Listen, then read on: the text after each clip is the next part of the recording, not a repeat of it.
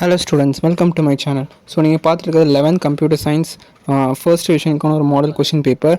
So computer science தான் உங்களுக்கு marks scoring subject முடிஞ்ச அளவுக்கு இது நல்லா மார்க்ஸ் பண்ண பாருங்கள், ஸ்கோர் பண்ண பாருங்கள். ஏன்னா மற்ற 3 சப்ஜெக்ட் உங்களுக்கு டிஃபிகல்ட்டானது. ஸோ நான் இதில் இம்பார்ட்டண்ட்லாம் சொல்கிறேன்.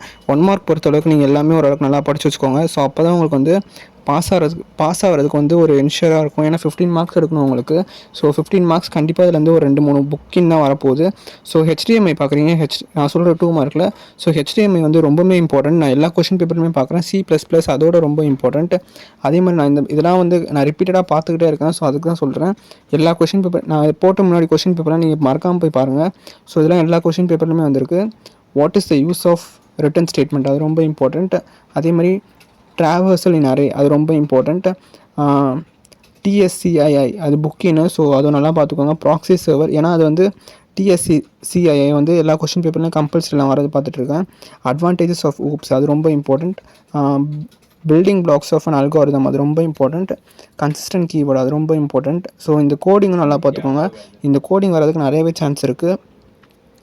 ஏன்னா கோடிங் வந்து கண்டிப்பாக உங்களுக்கு 5 மார்க்கில் ஒன்று கேட்க போகிறாங்க. ஸோ உங்களுக்கே தெரிஞ்சிருச்சு.